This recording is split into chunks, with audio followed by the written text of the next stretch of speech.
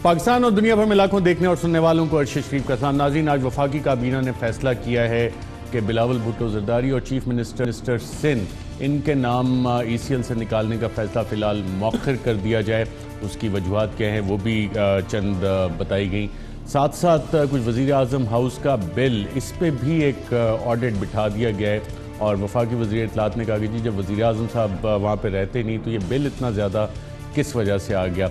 अब सवाल ये होता है कि क्या वहाँ पे किसी ने भी कुंडा लगाया हुआ है, क्या ऐसा काम हो रहा है कि वज़ीर आज़म नहीं है तो फिर भी इतना बिल आ गया। इस पर भी जवाब मालूम करने की कोशिश करते हैं। साथ साथ NRO की बातें पहले तो वज़ीर आज़म कर रहे थे और काफ़ी दफ़ा उन्होंने जिक्र किया। आज चेयरमैन नैब ने भी ये बात की कि जी कोई NRO नहीं देंगे, तो ये NRO की बात दोबारा क्यों शुरू हो गई। साथ साथ पाकिस्तान मुस्लिम लीग नवाज़ और पाकिस्तान पीपल्स पार्टी, इनके बढ़ते हुए रवाबित, क्या कोई नवाज शरीफ साहब को कोट लखपत जेल में मैसेज भी दिया गया है, वो क्या मैसेज था और आपस में सियासी जमातें क्या करने का इरादा रखती हैं। मैं अपने पैनलिस्ट का नाज़रीन आपसे तारुफ करवा दूँ। इस स्टूडियोज़ में हमारे साथ मौजूद हैं सेनेटर मुस्तफ़ा नवाज़ खोखर साहब, बहुत शुक्रिया प्रोग्राम में शिरकत करने का। कुछ ही देर में हमें साबिक गवर्नर सिंध मोहम्मद ज़ुबैर साहब ज्वाइन कर रहे हैं और बल्कि ज्वाइन कर चुके हैं। बहुत शुक्रिया ज़ुबैर साहब प्रोग्राम में शिरकत करने का। आज चेयरमैन नैब ने जो बात की नाज़रीन वो क्या थी कि कोई NRO नैब नहीं देगी, क्या कहा, आइए सुनते हैं। NRO किसी भी शक्ल में हो, कोई भी दे, किसी को भी दे, नैब कभी उसका हिस्सा नहीं होगा। हमारे लिए सिर्फ़ और सिर्फ पाकिस्तान के मफादात मकदम हैं और हमने सिर्फ़ और सिर्फ उनका तहफ़्फ़ुज़ करना है। जी नाज़रीन, बड़े वाज़े अल्फाज में चेयरमैन नैब ने कहा कि NRO का किसी का हिस्सा नैब नहीं बनेगी। मुस्तफ़ा नवाज़ खोखर साहब, कौन सा NRO आप कोशिशें कर रहे हैं बैकग्राउंड में कि अब चेयरमैन नैब भी कह रहे हैं, पहले सिर्फ वज़ीर आज़म कह रहे थे, क्या कहानी पक रही है? हम कैसे NRO की कोशिश कर रहे हैं? ये तो आप बताएं ना, चेयरमैन नैब को ये कहने की क्यों ज़रूरत पड़ी? चेयरमैन नैब ने पता नहीं किस कॉन्टेक्स्ट में बात की है। हम तो कतई किसी NRO की कोशिश नहीं कर रहे हैं, हम तो उसको कम्प्लीटली डिनाई करते हैं।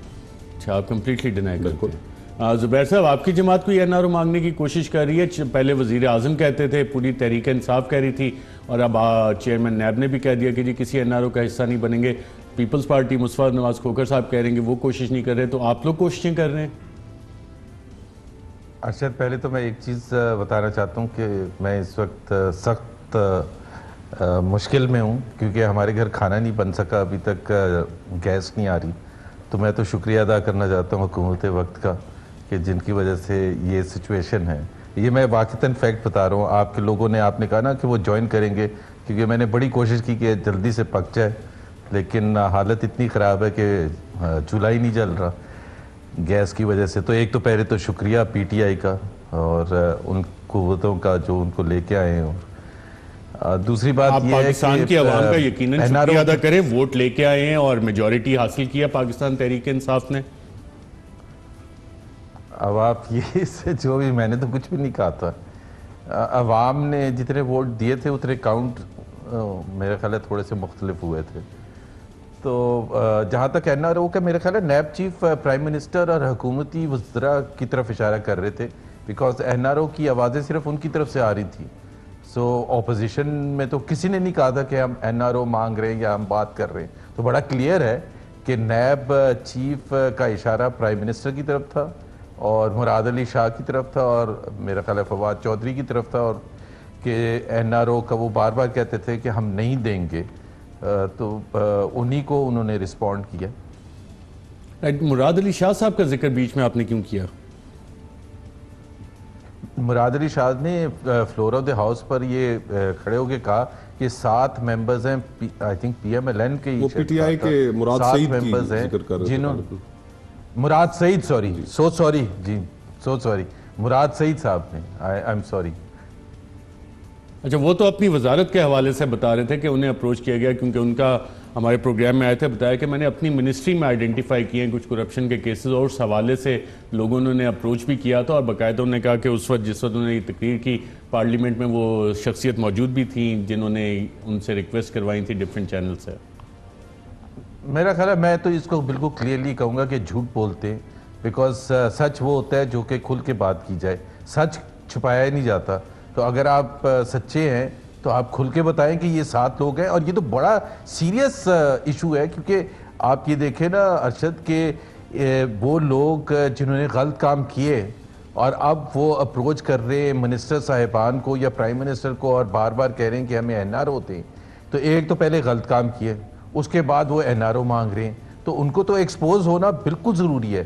फैक्ट कि वो नाम नहीं ले रहे, इसका मतलब ये है कि मुराद सईद झूठ बोल रहे थे और एक पॉलिटिकल पॉइंट स्कोरिंग कर रहे थे। इसके अलावा देखिए, पार्लियामेंट में जो बयान दिया जाता है फ्लोर ऑफ द पार्लियामेंट पे, उसमें अगर गलत बयानी हो तो आप प्रिविलेज मोशन मूव कर सकती हैं। ना पीपल्स पार्टी ने किया, ना नून लीग ने किया। इसका मतलब आप लोगों ने पार्लियामेंट के फ्लोर की हद तक तो उनकी बात तस्लीम कर ली कि सेनेटर मुस्तफा खोखर साहब ऐसे ही है। कतर नहीं, देखिए रिटोरिक और चीज़ है और प्रिविलेज का ब्रीच होना एक डिफरेंट चीज़ है। तो अगर गलत बयानी है तो उस पर तो बनती है। लेकिन अगर इसको हम वैसे भी लीगली भी अगर देखें, वैसे भाई डिक्टेटरशिप में तो बड़ा आसान है कि जब तमाम आइन होता नहीं है और जब एक डिक्टेटर का कहा हुआ लफ्ज़, उसके किए हुए फैसले वही कानून होते हैं, तो उस वक्त तो एनआरओ हो सकता है। लेकिन इन हालात में जब जमहूरियत हो, आइन हो, अदलिया फंक्शन कर रही हो, इस सूरत हाल में एनआरओ लीगली पॉसिबल नहीं है।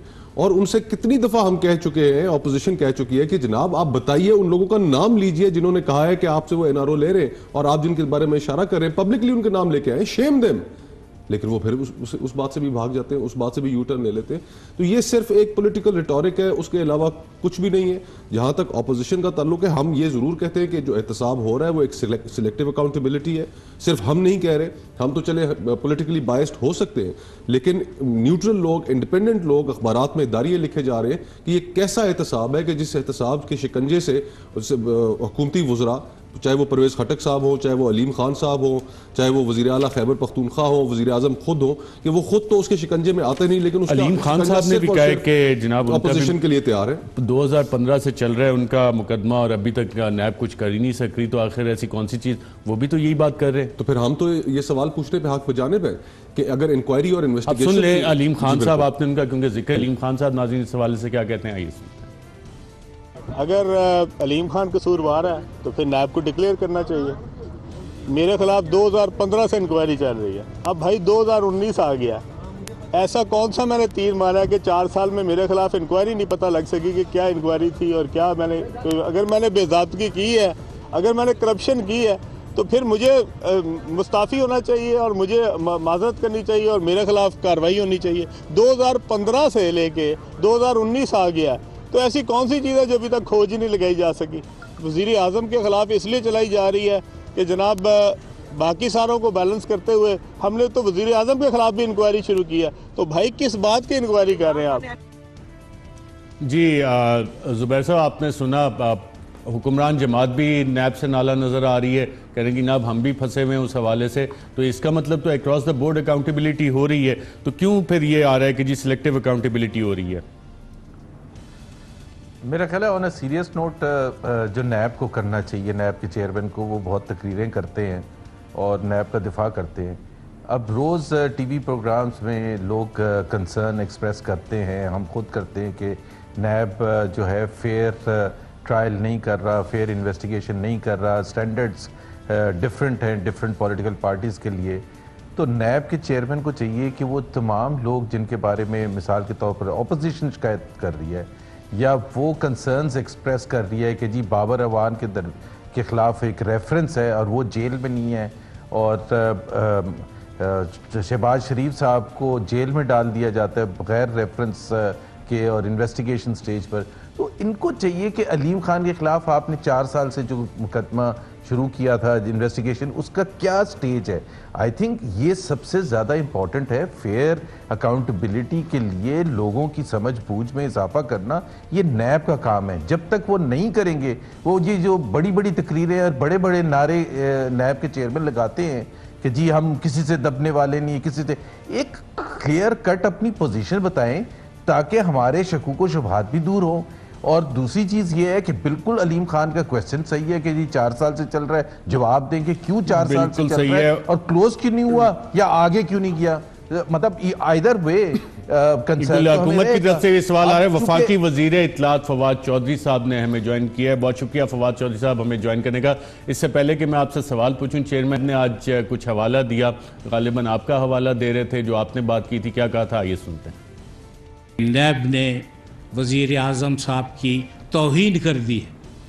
मतलब बहुत सादा लोग हैं, जिन्होंने कि लफ्ज़ तौहीन इस्तेमाल किया है, इसमें वज़ीर आज़म साहब की तौकीर है, इसमें वज़ीर आज़म साहब की इज़्ज़त अफ़ज़ाई है।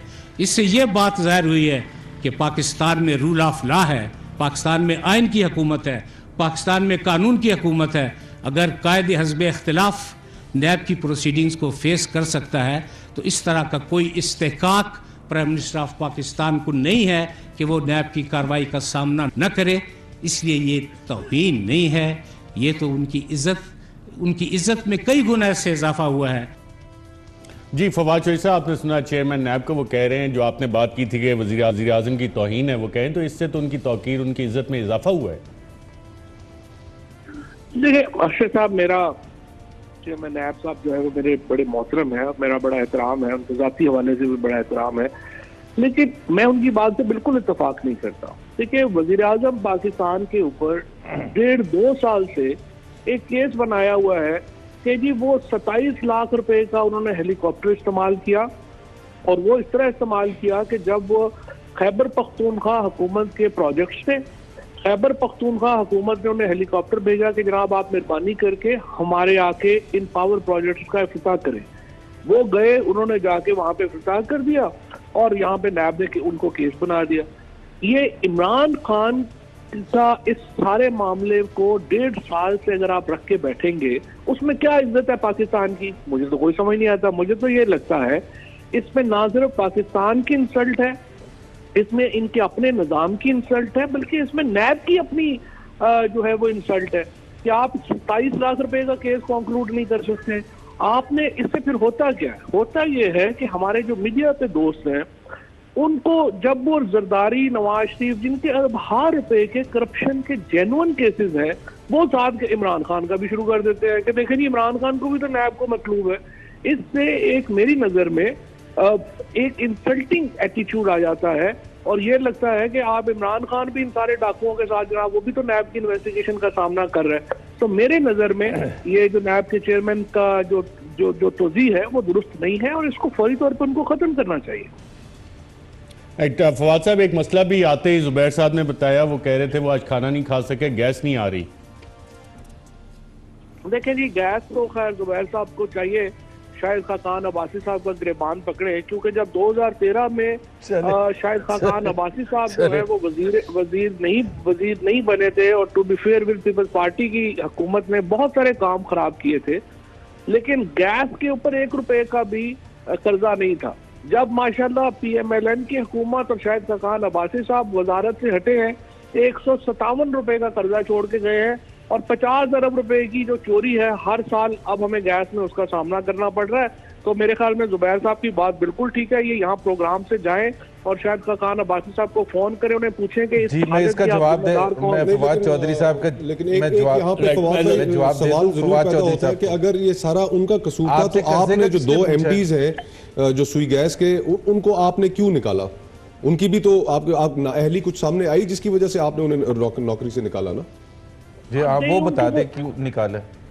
उनकी नाअहली तो आज सामने आई ना, वो तो उनकी नाअहली इसलिए तो यानी कि फिर आप ये तस्लीम कर रहे हैं कि उनकी नाअहली और उनके ऊपर हुकूमत का कंट्रोल इतना नहीं था कि हुकूमत ये बात इसको सामने रखती कि दिसंबर में हमें कितनी गैस की जरूरत है और उतनी गैस सिस्टम में अवेलेबल नहीं थी। 3-4 लोग बोल रहे हैं, मुझे तो समझ नहीं आ रहा है कौन बोल रहा है, किसका जवाब देना है, क्या करना है। जुबैर साहब का सवाल ले लें। जी जुबैर साहब, आप रिस्पॉन्ड करना चाह रहे थे। जी पहले तो मैं ये कह रहा हूँ कि इन्होंने खुद MDs को जो निकाला है वो इसलिए निकाला है कि उन्होंने डिमांड फोरकास्ट सही नहीं की थी। ये इनकी अपनी स्टेटमेंट है उस कैबिनेट कमेटी की मीटिंग कि जी डिमांड फोरकास्ट उन्होंने सही नहीं की थी। डिमांड फोरकास्ट कब सही नहीं की थी? पिछले साल नहीं की थी, शाहिद खाकान अब्बासी ने कहा था। डिमांड फोरकास्ट तो आपको हर महीने करनी है और इसका ताल्लुक मिनिस्ट्री से है, सुई सदर्न और सुई नॉर्दर्न से नहीं है। मिनिस्ट्री ऑफ ये जो पेट्रोलियम मिनिस्ट्री है उन्होंने करनी है, तो किया उन्होंने नहीं है और शाहिद खाकान अब्बासी पर पहुंच गए। खुदा के लिए ओन करें रिस्पॉन्सिबिलिटी और जवाबदेही करें कौम को कि गैस आ नहीं रही है और आपने कहा जी शाहिद खाकान अब्बासी। जी आप जवाब दे लो। आप बता दें कि किस लिए, आप बता दें किस लिए निकाला है। जी फवाद साहब। अच्छा, पहली बात तो यह है कि ये बात बिल्कुल जुबैर साहब की सही है कि इनका एमडीज जो है उनका कसूर था, उनसे असेसमेंट नहीं हुई। ये दोनों भी माशाल्लाह इन्हीं के लगाए हुए थे। वैसे दूसरी बात ये है कि एक फैक्टर नहीं होता चीजें का। फैक्टर प्रॉब्लम ये है कि इन्होंने 5 साल इतना बुरा कर दिया सारे के सारे निजाम को कि मतलब जिस वजह से मैंने आपको बताया, बात को छोड़ देना, उसको 5 साल हमने किया। गैस फोरकास्ट उन्होंने सही नहीं किया था ना। जुबैर साहब अपना हौसला करके अब सुन तो लेना, फूगरे हमद से थोड़ा सा गिला भी सुन ले। अब बात यह है कि अर्ज मैं आपसे ये कर रहा हूं कि एक फैक्टर नहीं हुआ करते, बेशुमार फैक्टर है। मिसाल के तौर के ऊपर अगर 50 अरब रुपए की गैस चोरी ना हो रही होती, हमारी डिस्ट्रीब्यूशन, हमारा सिस्टम, हमारी जो LNG इंपोर्ट का आपने मामलात को सही किया होता और 157 अरब रुपए का कर्जा आपने ना छोड़ा होता तो ये शॉर्टेजेस ना होती। जो इनकी असेसमेंट की गलती है वो एक गलती है उन बेशुमार। तो इसका मतलब है शॉर्टेजेस अगले 5 साल होती रहेंगी ना? नहीं, ये वो तो कर्जा है, आप बेफिक्र और वो निजाम खराब है। अगले महीने भी गैस नहीं आएगी, उससे अगले महीने भी गैस नहीं आएगी, क्योंकि हमने इतना खराब किया था कि आप फोरकास्ट ही नहीं कर सकते। नहीं जुबैर साहब, इंशाल्लाह ताला आप यकीन करें, अल्लाह की बड़ी मेहरबानी। नहीं, क्या फर्क होगा? चले आप बता दें, आप बता दें क्या कह रहा हूँ ना, अल्लाह ताला ने बड़ी मेहरबानी की है। एक तो आप लोगों से नहीं, कर्जा तो नहीं कम होगा ना अगले महीने? सर जुबैर साहब, बात मजे नहीं आ रहा, बात कर दरमियान में बात कर देते हैं। मैं ये कह रहा हूँ, एक तो देखे ना, हमें और आपको अल्लाह का शुक्र अदा ये करना है कि नून लीग की हुकूमत से जान छूट गई है। तो अब हम एक ऐसी हुकूमत में है जो जिम्मेदार भी है, जो कॉम्पिटेंट भी है, जिसको लोगों का ख्याल भी है, और इंशाल्लाह अगले हर महीने में हालात इंशाल्लाह बेहतर होंगे। जी, कॉम्पिटेंस के जो आपने पिछले 5 महीनों में झंडे गाड़े हैं वो तो हम सारों मैं एक सवाल आपसे करना चाह रहा हूँ। आज काबीना की जो मीटिंग हुई उसके बाद आपने बताया कि आसिफ जरदारी, मुराद अली शाह और फरियाल तालपुर मरकजी किरदार हैं जाली अकाउंट स्कैंडल में, और साथ साथ आपने कहा बिलावल भुट्टो जरदारी साहब, उनके नाम भी नहीं निकाले जाएंगे। तो इस हवाले से डायरेक्शंस क्लियर नहीं थी honourable supreme court of Pakistan की? देखिए मोर्चे साहब, उसका रिटर्न ऑर्डर नहीं मिला, उसी का इंतजार कर रहे हैं। जो ही सुप्रीम कोर्ट का रिटर्न ऑर्डर हमें मिलेगा तो अकॉर्डिंगली इंशाल्लाह उसकी स्ट्रेटजी बनाएंगे। फिलहाल जो GIT और देखेंगे कि हो सकता है हम सुप्रीम कोर्ट के उस ऑर्डर के लिए नजरसानी में हमें जाना पड़े और रिव्यू पिटीशन में जाना पड़े, क्योंकि ये जो मुराद अली शाह साहब हैं, ये तो 11 साल से फाइनेंस मिनिस्टर हैं। मुमकिन ही नहीं है कि उनकी एक बहुत ताकतवर और मौसर इन्वॉल्वमेंट के बगैर ये सारा डेवलपमेंट का पैसा ओमनी ग्रुप के किटी में और फिर यहाँ से दुबई और सऊदी अरब और दुबई और लंदन और बाकी मुल्कों में चला जाए। बहुत एक्टिव मुजरिम है मुराद अली शाह, और इसीलिए हम समझते हैं कि उनको रिजाइन करना चाहिए, और उनका किरदार जो है इस सारे मामले में बहुत अहम। राइट, मुस्तफा नवाज खोजा साहब वो कह रहे हैं बड़ा संगीन किरदार है वज़ीर आला का, और रेजिग्नेशन की डिमांड अभी तक कायम है पाकिस्तान तहरीक इंसाफ की। तो अगर सुप्रीम कोर्ट अपनी हेयरिंग के दौरान कहती है कि no case is made out against CM Murad Ali Shah, और ये भी कहती है GIT मेम्बरान से ये भी पूछती है कि आप बताइए कि अगर आपने एक सूबे के एग्जीक्यूटिव के ऊपर इल्ज़ाम लगाया तो आपने उन्हें बुलाकर पूछा सही, उनको इन्वेस्टिगेशन में शामिल किया, तो आगे से जवाब आया नहीं। तो कम से कम जिस शख्स के आप ऊपर इल्ज़ाम लगा रहे हैं उससे बुलाकर पूछे तो सही, उसका मौक़िफ़ तो जाने। और ये तो फिर वन साइडेड हुआ सारा मामला, और यही चीज़ सुप्रीम कोर्ट ने पॉइंट आउट की। और जहाँ तक उन्होंने जिक्र किया रिटर्न ऑर्डर का, टेक्निकली उनकी बात ठीक है, लेकिन वर्बल ऑर्डर्स लॉ ऑफिसर्स की मौजूदगी में, वहाँ पर अटॉर्नी जनरल भी मौजूद थे, दीगर लॉ ऑफिसर्स भी मौजूद थे, उनकी मौजूदगी में वर्बल ऑर्डर्स उन्होंने सुना दिए। और अगर हुकूमत के अंदर कोई अच्छा जेस्चर कभी दिखाने की जो इनको कभी तौफीक नहीं हुई, तो उन कम अज़ कम 2 शख्सियात के बारे में जिनमें कोर्ट वाज़िया तौर पर ओपन कोर्ट में कह चुकी थी इनके लॉ ऑफिसर्स की मौजूदगी में, उनके नाम इनको ज़रूर निकाल देने चाहिए थे। तो ये लेकिन कोई हर्ष तो नहीं है ना रिटन ऑर्डर का इंतजार? मैंने कहा टेक्निकली उनकी बात ठीक है, रिटन ऑर्डर जब आ जाएगा तो उसको देख लेंगे। नाज़रीन, यहाँ पे एक वक्फा लेंगे, वक्फे के बाद दोबारा आपकी खिदमत में हाजिर होंगे।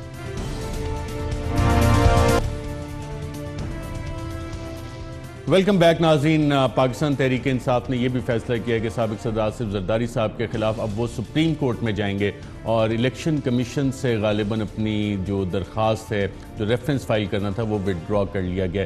अभी विड्रॉ क्यों किया गया पता नहीं, उसकी वजूहात क्या है, लेकिन खुर्रम शेर जमान साहब जो MP हैं सिंध से पाकिस्तान तहरीक इंसाफ, उन्होंने आज मीडिया को क्या बताया, आइए सुनते हैं। आसिफ अली जरदारी ने जालसाजी कहें या धोखाधड़ी कहें, उसके तहत अपने असासे छुपाए। जो शख्स अपने असासे छुपाए वो सादिक और अमीन नहीं रहता। कुछ ऐसे सबूत हमें मिले हैं जिनके तहत अब हमने ये फ़ैसला किया है कि इस केस को हम सुप्रीम कोर्ट ऑफ पाकिस्तान लेकर जाएंगे। नेशनली भी और इंटरनेशनली भी ये सारे वो शवाहिद हैं जिनको हमने तस्दीक मुकम्मल करा ली है। ये पैगाम मैं आसिफ अली जरदारी साहब को देना चाहता हूँ कि जनाब अब बचने वाले नहीं हैं, आप तैयारी कर लें अपनी। हमारी तैयारी सारी मुकम्मल हो गई है। सिंध के लोग तैयार हो जाएं, आसिफ अली जरदारी की सीट जो है वो विकेट होने वाली है। जी, सेनेटर मुस्तफा खोखर साहब वकील भी हैं, तो ये डायरेक्ट सुप्रीम कोर्ट जा सकते हैं? कुछ गाइड करेंगे इन्हें कि तरीका क्या होता है इस हवाले से? जिधर मर्जी है जाएंगे। अच्छा, आप गाइड नहीं करेंगे? बिल्कुल नहीं, गाइड क्या, जहाँ जिस फोरम पे जाना है इन्होंने जाए, अगर इनके पास सबूत है तो लेकर जाए वहाँ पर। ये बिल्कुल 35 पंक्चर वाली इनकी पूरी एक तारीख है पीटीआई की, कि ये सुनी सुनाई बातों पर यकीन कर लेते हैं और फिर उसके बाद जब इन्हें ख्याल आता है कि हकीकत तो बिल्कुल उससे मुख्तलिफ है तो फिर ये यूटर्न ले लेते हैं। जिधर जाना है इन्होंने जाए। तो इसका प्रोसेस क्या होता है वैसे, अगर आपसे पूछा जाए कि एक पार्लियामेंटेरियन के खिलाफ डायरेक्ट आप सुप्रीम कोर्ट जा सकते हैं या कि पहले आप स्पीकर के पास भी जा सकते हैं? अभी राना सनाउल्लाह साहब ने गालिबन शेख रशीद साहब के खिलाफ स्पीकर को भी दरख्वास्त दी है, वो भी एक फोरम है। और जहाँ पे अगर आप सुप्रीम कोर्ट जाएंगे तो ये भी पूछा जाएगा कि आपने जो फोरम्स अवेलेबल थे वो एग्जॉस्ट किए या नहीं किए। तो वो बाहर तौर एक लीगल बहस के बाद इलेक्शन कमीशन, उसके बाद सुप्रीम कोर्ट। और लेकिन फिर मैं कहूँगा जिधर जाना जाए, अपना शौक पूरा करें। जुबैर साहब, जो मेथडोलॉजी अडॉप्ट हो रही है कि इलेक्शन कमीशन में पहले फाइल किया, अब गालिबन वहाँ से विड्रॉ कर रहे हैं और कह रहे हैं कि जी अब हम सुप्रीम कोर्ट जाएंगे। आपको तो पनामा केस का सारा एक्सपीरियंस है, वहाँ पे पहले सारी चीज़ें जिसमें पाकिस्तान पीपल्स पार्टी ने पहले 7 क्वेश्चन फ्रेम किए थे, फिर 70, और उसके बाद स्पीकर साहब के पास चीज़ें गई, वहाँ से होती हुई इलेक्शन कमीशन और फिर इवेंचुअली सुप्रीम कोर्ट। क्या ये रूट होता है या कि जो तहरीक इंसाफ खुर्रमशेर जमान साहब कह रहे हैं वो सही रास्ते पर चल रहे हैं? अरशद, फवाद चौधरी साहब बैठे?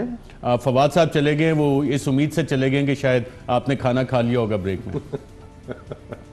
अच्छा, नहीं, सो सॉरी, मैंने वो 27 लाख वाली बात उनकी उनको याद दिलाना था। और मैं नाजरीन के लिए, उन्होंने अभी बिल्कुल क्लियर कट ये कहा कि उनको सूबाई हुकूमत ने हेलीकॉप्टर भेजा कि वो प्रोजेक्ट्स आके रिव्यू कर लें।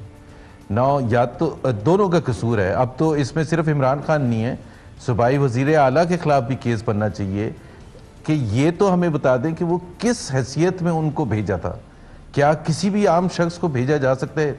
He was chairman of the party, कोई उनके पास ओहदा तो नहीं था, तो उनको ऑफिशियल हेलीकॉप्टर क्यों भेजा गया था कि आप आके प्रोजेक्ट रिव्यू कर ले? किस हैसियत में भेजा गया था? क्या आज भेजा जा सकता है किसी ऐसे शख्स को जो कि कोई ऑफिशियल पोजीशन ना होल्ड करे?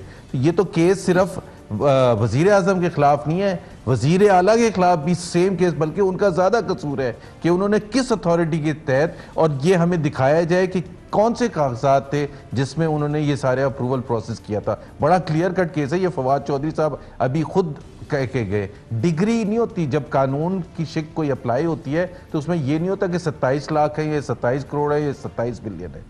Wrong is a wrong, and clearly Fawad Chaudhry ने अभी एग्री किया है कि a wrong was committed from both sides. उस साइड से भी जो देने वाला था, और मेरा जो सवाल था उसका जवाब आप देना चाहेंगे? मेरा तो जाहिर सी बात है, मैं कोई कानूनदान हूँ नहीं, और मैं अर्शद इसका जवाब बिल्कुल आपको इस हवाले से देना चाहूँगा कि मैं तो बिल्कुल कंफ्यूज्ड हूँ as a student who is following the legal process पिछले 2-3 साल से। आपने, और आपका सवाल भी इसी वजह से है कि कोई स्टैंडर्ड क्राइटेरिया हमें समझ ही नहीं आ रहा कि ऊपर से नीचे आता है। यही वो कंफ्यूजन थी जो आप जैसे सीनियर जो कि गवर्नर सिंध भी थे, सीनियर पार्टी रहनुमा थे, और इसी वजह से शायद इस कंफ्यूजन की वजह से वजीर आजम साहब नायल हो गए। खुर्रमशेर जमान साहब हमारे साथ मौजूद। खुर्रमशेर जमान साहब, बहुत शुक्रिया हमें ज्वाइन करने का। आपने आज कहा कि सुप्रीम कोर्ट जाएंगे, इलेक्शन कमीशन से आपने विड्रॉ कर लिया है अपनी एप्लीकेशन और डायरेक्ट कि आप सुप्रीम कोर्ट जा सकते हैं। क्या इसका तरीका कार ये नहीं है कि एक पार्लियामेंटेरियन के खिलाफ पहले स्पीकर के पास जाएगी, स्पीकर उस पर फैसला करेगा, जो भी फैसला उसके बाद आपका राइट होता है इलेक्शन कमीशन, और उसके बाद आप सुपीरियर जुडिशरी को अप्रोच कर सकते हैं? क्या ये मेथडोलॉजी है या कि जो आप अडॉप्ट करने जा रहे हैं वही सही तरीका है? जी बिल्कुल, आज हम बैठे हैं, कुछ हमारे सीनियर लॉयर्स भी बैठे हैं, और उसके बाद फैसला यही हुआ है कि हम सुप्रीम कोर्ट को पहले अप्रोच करेंगे, क्योंकि पहले जो हमारे पास जो हमारे पास सारे ये प्रूफ्स थे, जो डॉक्यूमेंट्स थे हमारे, वो अटेस्टेड नहीं थे। लेकिन अब ये जितने भी हमारे पास डॉक्यूमेंट्स हैं, इन सबको हमने इसकी तस्दीक भी करा ली है। तस्दीक कहाँ से हुई है? क्योंकि मैं जहां तक मुझे याद पड़ता है, ये मैनहट्टन वाले अपार्टमेंट का आप जिक्र कर रहे हैं, और उसकी तस्दीक कहाँ से हुई है? जाहिर है उसकी तस्दीक जो है यूएसटी हुई है, जो उसके कंसर्न डिपार्टमेंट्स थे, और उसके अलावा कुछ और भी हमें डॉक्यूमेंट्स मिले हैं जो कि लोकली हैं। तो हमने इंटरनेशनली भी इनको अटेस्ट करवा लिया है और लोकली भी इसको जो है ना अटेस्ट करवा लिया है। लिहाजा हम समझते हैं कि केस की पोजीशन कुछ की नौयत की हो गई है कि ये इस वक्त बिल्कुल ओपन एंड शट केस हो गया है। इसलिए फैसला किया है कि नेक्स्ट वीक जो हम इसको सुप्रीम कोर्ट पे अप्रोच करेंगे, जो कि हायर फोरम है, सुप्रीम फोरम है, और इंशाल्लाह ताला कामयाबी बहुत जल्द होगी। नेक्स्ट वीक अप्रोच करेंगे। सेनेटर मुस्तफा नवाज खोखर साहब, मौला बख्श चांडियो साहब ने एक बड़ी प्यारी बात की थी, ठाकुर तू तो गयो। ये आपको एहसास हो रहा है जो खुर्रम शेर जमान साहब ने बात की उसके बाद ये मैसेज आ रहा है आपको? कतन भी नहीं जी। देखिए, जहां मैंने जैसे पहले कहा, जिस मर्जी फोरम पे जाना है बिल्कुल जाइए, अगर आपके पास एविडेंस है, it's a matter of evidence, और वो वहां पर कंटेस्ट होगा, उसको बाकायदा हम अपोज करेंगे। वो अपार्टमेंट अभी तक था या नहीं है जी? नहीं है, नहीं है। यानी आप नून लीग वाले उस पर नहीं जाएंगे कि हाँ ये हमारे अपार्टमेंट्स हैं? कतन नहीं जी। अल्हम्दुलिल्लाह ये हमारे कतन नहीं कतई नहीं। बिल्कुल मैंने आपको क्लियर स्टेटमेंट दे दिया कि नहीं। राइट। खुर्रम शेर जमान साहब आपने सुना, वो तो कह रहे हैं अल्हम्दुलिल्लाह ये अपार्टमेंट हमारे नहीं है और वो इसी बयान पे कायम रहेंगे। अच्छा देखिए अक्षय साहब, जब मैं ये बात कहता हूँ ना कि ये जो केस है वो ओपन एंड शट केस है, तो वो इस बुनियाद के ऊपर मैं कहता हूँ कि जहाँ से ये डॉक्यूमेंट्स जो हैं इनकी तस्दीक हुई है, तो मेरे ख्याल से इनके पास कोई गुंजाइश अब बचती नहीं है। और सिर्फ ये इन डॉक्यूमेंट्स की, इन प्रॉपर्टी की बात नहीं, इसके अलावा भी कुछ डॉक्यूमेंट्स हैं जो कि हमने लोकली यहाँ से भी उसको अटेस्ट करवा लिया है। तो ये बड़ी मुश्किल पोजीशन में है। यहाँ तक कि आज मैंने मैसेज दिया कि जरदारी साहब तैयारी कर लें, बड़ी परेशानियां आने वाली है, कोई चांस नहीं कि इसको ये फेस कर सकेंगे, इन्होंने लूज करनी ही करनी है अपनी चीज। राइट। अच्छा, आज नाज़रीन वज़ीर आज़म हाउस के बिल के हवाले भी कुछ वज़ीर इत्तलात ने बात की कि वज़ीर आज़म तो वज़ीर आज़म हाउस को इस्तेमाल ही नहीं कर रहे, उसके बावजूद उसका बिल आ रहा है। क्या कहा उन्हें, आइए सुनते हैं। जब नवाज शरीफ साहब वज़ीर आज़म थे तो गैस जो बिजली का बिल था तकरीबन 88 से 95,000 यूनिट्स बिजली प्राइम मिनिस्टर हाउस में इस्तेमाल होती थी। अब ये 44,000 यूनिट इस्तेमाल हुई है। लेकिन वज़ीर आज़म ने इस बात के ऊपर हैरत का इजहार किया है कि जब वो खुद वहाँ रह ही नहीं रहे और वज़ीर आज़म का कोई सेटअप ही वहाँ नहीं है, तो भी इतना ज़्यादा बिल जो है वो क्यों आया। लिहाजा उन्होंने अपने ही जो स्टाफ है उसके ऑडिट का भी हुक्म दिया है, और ये हुक्म दिया है कि जो प्राइम मिनिस्टर हाउस को जो मैनेज कर रहा है स्टाफ और जो मामलात हैं उसको ऑडिट किया जाए और प्राइम मिनिस्टर साहब को रिपोर्ट दी जाए कि ये बिजली का बिल जो वहाँ पर आया है वो इतना ज़्यादा क्यों आया है। जी जुबैर साहब, ये क्या हो रहा है? आप तो गवर्नर हाउस में भी रहे हुए हैं, आपको पता है ये सारी चीजें क्या होती हैं। कोई कुंडे शुंडे तो नहीं लगे हुए पीएम हाउस में, या कोई सिलाई की मशीनें? कुंडे शुंडे नहीं लगे हुए, कुंडे इमरान खान के दिमाग में लगे हुए हैं। उनको बेसिक्स पता ही नहीं कि गवर्नेंस होती क्या है। जब उन्होंने ये कहा था कि मैं प्राइम मिनिस्टर हाउस के जो 534 मुलाजमीन हैं उसमें से 2 सिर्फ यूज़ करूँगा, ये कहा था, आपको याद है? तो और 532 का आज तक हमें नहीं बताया कि वो 532 कहाँ गए, क्योंकि उनको अंडरस्टैंडिंग ही नहीं है कि प्राइम मिनिस्टर हाउस में तकरीबन अब तो अंडरस्टैंडिंग आ रही होगी, लेकिन ये तो वो तो चले माजी की बातें होगी, नए हुकूमत में आपको एक्नॉलेज भी करते हैं कि बिजली तो नहीं चोरी हो रही। क्या हो रहा है आपके ख्याल में, ये कैसे आया होगा बिल? नहीं, बिजली नहीं चोरी हो रही है। जो मैं इसलिए ये 534 का जिक्र किया था कि वो खुद बताते हैं कि वो जो 534 थे उसमें से एक बंदा भी कम हुआ है वहाँ प्राइम मिनिस्टर हाउस से। वो जब वो कम ही नहीं हुआ तो वो तो रहन सहन तो चल रहा है ना। अब इमरान खान खुद, अगर उनकी पूरी फैमिली नहीं है, सिर्फ उनकी बेगम होती हैं, और बेगम भी शायद भरीगाला में ज़्यादा रहती हैं या इमरान खान भी रहते हैं, तो वो तो एक फैमिली का सिर्फ डिफरेंस है ना। बाकी मिलिट्री सेक्रेटरी वहाँ रह रहे हैं, डिप्टी मिलिट्री सेक्रेटरी वहाँ रह रहे हैं, प्रिंसिपल सेक्रेटरी वहाँ रह रहे हैं, बाकी सारा स्टाफ, जॉइंट सेक्रेटरीज वहाँ रह रहे हैं, 150 फौजी वहाँ रह रहे हैं, एक पूरा स्टाफ चल रहा है। या तो उनको फारिग कर दिया हो और फिर वो इंक्वायरी करवाएं। तो बेसिक पहले मेरा ख्याल है, पता नहीं असद उमर उनको बताते नहीं कि हर चीज़ का ऑडिट नहीं होता। ये तो 5 मिनट में पता करने की चीज़ है, पहले उस पर पता नहीं कितना खर्चा करेंगे ऑडिट करवाने में। एक फैशन हो गया हर चीज़ का ऑडिट कराने का। सीधा सीधा पता करेंगे जी वो जो 534 थे वो रहते कहाँ हैं, वो तो उधर ही रह रहे हैं। सेनेटर साहब से पूछूं, जब वो उधर ही रह रहे हैं तो बिजली तो चलेगी ना। खर्चा तो होगा। यही वजह है कि तो ये बिजली कौम को जो बेवकूफ बनाने के लिए कहा गया था कि सिर्फ 2 मुलाजमीन होंगे, 2 नहीं है, 534 के 534 अभी तक उधर ही हैं। ये बिजली किधर गई है? वज़ीर आज़म हाउस के उस पर ऑडिट हो रहा है, इतनी हाई लेवल इंक्वायरी ऑर्डर हो गई, बिजली किधर गई? बिजली चोरी नहीं हुई, बिजली महंगी हो गई है और वज़ीर आज़म को अभी तक पता नहीं है। ये तब्दीली थी जो ये लेकर आ रहे थे। देखिए, वज़ीर आज़म ऑन रिकॉर्ड है, उन्होंने कहा कि जिस वक्त डॉलर गिरा, आपके प्रोग्राम के अंदर वो आपने स्टोरी ब्रेक की कि उनको टीवी से पता चला, और असद उमर साहब आपके प्रोग्राम में आके कह के गए कि मैंने खुद वज़ीर आज़म को बताया है बिजली महंगी हो चुकी है, गैस महंगी हो चुकी है, तभी ये बिल इतना ज्यादा आया उनके पास। और कोई इसकी लॉजिकल रीजनिंग नहीं है, और उनके इल्म में नहीं है कि अवाम इस वक्त किस कर्ब से गुजरे हैं, और जो मिडिल क्लास आदमी है, जो इस मुल्क का किसान है, जो इस मुल्क का मजदूर है, जो एक आम सफेद पोश तबके का आदमी है, उसके ऊपर क्या गुजर रही है। वज़ीर आज़म को तो आज ऑडिट कराते फिर रहे हैं, इस चीज पे ऑडिट कराएं कि बिजली महंगी क्यों हुई है। खुर्रम शेर ज़मान साहब, कराची में बिजली गैस महंगी भी होगी और आ भी नहीं रही। देखिए जनाब, अगर बिजली महंगी हुई है तो उसका कसूरवार पाकिस्तान तहरीक इंसाफ तो नहीं है, उसकी कसूरवार तो यही हुकूमतें जो पिछले 20, 25, 30 साल से इस मुल्क के अंदर हुकूमत करी थी, जो मुल्क को इस पोजीशन पे लाके खड़ी कर दी कि हम तो मजबूर है ना, हम क्या करें, कहाँ से अखराजात पूरे करें। इनकी तरह कर्जे लेते रहते, मुल्क को कर्जों में और डुबोते। दूसरी बात रही कि बिजली कहाँ इस्तेमाल हुई, डेफिनेटली इसको देखना पड़ेगा। ये इनको मैं बता दूं कि जब वज़ीर आज़म साहब यहाँ से मूव करें तो वो सारा स्टाफ वहाँ पर अब नहीं रह रहा है, उसमें से काफी हद तक स्टाफ, मेरे ख्याल से जहाँ तक मेरी नॉलेज है, कुछ 40 से 50% स्टाफ को तो वहाँ से हटा दिया गया था उसी वक्त ही। तो डेफिनेटली इसको देखना पड़ेगा। देखिए ये एग्जाम्पल सेट किए जा रहे हैं, सेट किए जा रहे हैं कि जहाँ पे छोटी छोटी चोरी भी हो रही है, जहाँ पे अखराजात बढ़े जा रहे हैं, उनको कम किया जा रहा है, ऑस्टेरिटी मेजर लिए जा रहे हैं। इससे इनको परेशानी होना चाहिए, इनको खुश होना चाहिए। लेकिन अब कुछ प्रायोरिटीज भी होती हैं, अच्छा मुल्क की प्रायोरिटी होती है, मुल्क को बेहतरी की तरफ लेके जा रहे हैं, छोटी छोटी बातों को अहमियत दी जा रही है, पैसों को कम किया जा रहा है, इन्हें खुश होना चाहिए। अब जाहिर है कि जो सारी जिंदगी बादशाह वाली जिंदगी गुजारी है, हजारों की तादाद में मुलाजिम होते थे, अब हम उनको कम कर रहे हैं तो इनको प्रॉब्लम हो रही है, बेहतर करें तो उसमें भी प्रॉब्लम है। तो लिहाजा मुल्क बेहतरी की तरफ जा रहा है। सवाल तो ये ना कि वजीर आजम साहब तो वहाँ पे रह नहीं रहे वजीर आजम हाउस में, उसके बावजूद इतने यूनिट्स और बिल आ गया। या आपके कुछ इल्म है कैसे आया होगा इतना बिल? अब ये डेफिनेटली चेक करना पड़ेगा, ऐसा बिल क्यों आया, ज्यादा क्यों आया है, कहाँ पे यूज हो रहा है। तो मैं समझता हूँ कि एक अच्छा मैसेज जा रहा है थ्रू आउट पाकिस्तान के। वजीर आजम साहब बहुत कंसर्न है, अखराजात पे कंसर्न है, उसको कम किया जा रहा है। बिल्कुल, वो ऑस्टेरिटी मेजर्स हो गए। जुबैर साहब, जितने ये गैस नहीं आ रही, बिजली नहीं आ रही और ये सारी चीज़ें महंगी हो गई हैं, कुछ आपका इसमें आपने सुनी लिया है कि काफ़ी ज़्यादा कसूर है आपकी हुकूमत का? देखें, बात बड़ी सिंपल सी। पहले तो मैं खुर्रम शेरज़मान को ये बता दूं कि इसका जो देखने का तरीका होता है वो ये नहीं होता 2 नौकर इधर करती है, ये क्या करती है। बात होती है जो फिस्कल डेफिसिट आया ना खुर्रम शेरज़मान साहब पिछले क्वार्टर का, वो 2017 के मुकाबले में बढ़ गया है, और उसके बढ़ने की वजह यह है कि अखराजात की मद में पैसे ज़्यादा खर्च हुए हैं।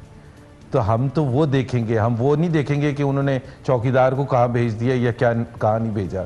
खुदा के लिए आप मुल्क चला रहे हैं, आप एक घर नहीं चला रहे हैं कि आप इन चीज़ों पर। Fiscal deficit has expanded in the last 3 months. Zubair साहब, आप क्या बात कर रहे हैं? उन्होंने भैंसें वहां से बेच दी, गाड़ियां वहां से उन्होंने बेच दी, उसके बावजूद आप कह रहे हैं अच्छा वो भी मैं आपको बता दूं, अच्छा वो भी मैं बता दूं, भैंसें जो बेची हैं तो उसके बाद दूध तो वो 534 लोगों के लिए आ रहा है ना, अब वो बाजार से आ रहा है। तो यार थोड़ा सा इमरान खान जो है ना, वो कभी उन्होंने घर तो चलाया नहीं है ना, उनकी कभी ये बात जुबैर साहब आपको सूट नहीं करती। चलें, जो हम उस पे बात करते हैं, पॉलिसीज पे बात करते हैं। भैंसें बेच दी, उससे खर्चे तो यकीनन कम हुए हैं ना, गाड़ियां बेच दी, खर्चे कम हुए हैं। ऑस्टेरिटी मेजर्स तो ले रहे हैं। भैंसों वाला पूछते हैं, ऑस्टेरिटी मेजर्स बिल्कुल लेने चाहिए। और मैं ये भी मानता हूं कि पाकिस्तान आप फिस्कल डेफिसिट पता नहीं कौन सी बातें कर रहे होते हैं, इनका क्या ताल्लुक होता है ऑस्टेरिटी से? नहीं, मैं बिल्कुल अप्रिशिएट करता हूं। बाय द वे मैं आपको एक एग्जांपल देता हूं, मैं आपको एक अरशद एग्जांपल देता हूं। ये मियां मोहम्मद सुमरो, एक एग्जांपल दे रहा हूं आपको। मियां मोहम्मद सुमरो की कार जो थी, ये वही का 2017 में जब मैं प्राइवेटाइजेशन में था तो नई कार आई थी, वो कार उनसे लेके प्राइम मिनिस्टर हाउस में खड़ी कर दी गई बेचने के लिए। वो बेच दी, 1.5 साल पुरानी कार, और उनके लिए ब्रांड न्यू कार ले ली गई। तो ये है ऑस्टेरिटी इनकी, कि वो सिर्फ एक सब कौम को दिखाने के लिए जो कारें इन्होंने ब्रांड न्यू लेनी थी वो सब मिनिस्ट्री से लेके वहां खड़ी कर दी गई, उनको भेज दिया गया और ब्रांड न्यू कार्स ले ली गई। ये कौन सी ऑस्टेरिटी होती है? यहाँ पे नाज़रीन एक वक्फे के बाद जब दोबारा वापस आएंगे तो आज एक बैकग्राउंड ब्रीफिंग दी गई चंद सहाफ़ियों को, जिसमें जो रिपोर्ट हुआ अभी तक उसमें असद उमर साहब का ये बयान सामने आ रहा है कि हम IMF के पास नहीं जाएंगे। इस बात का मतलब क्या और इसके असरात क्या होंगे, एक वक्फे के बाद। वेलकम बैक नाज़रीन। ज़ुबैर साहब, आज वज़ीर ख़जाना ने एक बैकग्राउंड ब्रीफिंग की जर्नलिस्ट की और उसके बाद जो रिपोर्ट्स आई वो ये कि जनाब इकॉनमी बहुत अच्छी है, हम बहुत अच्छे हालात में और शायद हमें IMF जाने की ज़रूरत ही नहीं पड़ेगी। क्या कहेंगे आप इस पर? आप कहते रहते हैं कि इकॉनमी का बेड़ा गर्क हो गया, उन्होंने तो कहा हमें शायद IMF के पास भी ना जाना पड़े। लेकिन अरशद, इसको समझने के लिए दो तीन चीज़ें ना, एक तो ये है कि जो असद बात जिस रेफरेंस पे कर रहे हैं वो बैलेंस ऑफ पेमेंट के हवाले से बात कर रहे हैं कि हमें अब डॉलर्स की उस तरह से शदीद ज़रूरत नहीं है कि हम IMF के पास जाएं। लेकिन इसका मतलब ये तो नहीं लिया जा सकता कि इकॉनमी बड़ी अच्छी चल रही है, इसलिए नहीं जाएंगे ना। IMF तो जब फंसे होते हैं तभी नहीं जाते। नहीं, IMF के पास तो आप एसेंशियली जाते हैं कि आपको जब डॉलर्स की ज़रूरत होती है, लेकिन आपको टैक्स कलेक्शन करना और इकोनॉमी की ग्रोथ करना और दूसरे जो एस्पेक्ट्स हैं इकोनॉमी के, वो तो बिल्कुल इंडिपेंडेंट हैं उससे। तो वो तो अच्छे होंगे ना सारे, इसीलिए डॉलर्स आ गए हैं तो अब नहीं जाना पड़ेगा। नहीं, अगर अच्छे हैं तो फिर ग्रोथ रेट को बढ़ना चाहिए ना, महंगाई को कम होना चाहिए, डिस्काउंट रेट को कम होना चाहिए, फिस्कल डेफिसिट को कम होना चाहिए, टैक्स रेवेन्यू को बढ़ना चाहिए। तो वो तो सब नहीं हो रहा ना, तमाम इंडिकेटर्स आर नेगेटिव। हाँ, डॉलर्स के उसमें हमें सहारा मिला है। सऊदी अरेबिया ने 3 बिलियन में से 2 बिलियन दे दिया, 1 बिलियन आना है, UAE ने देना है।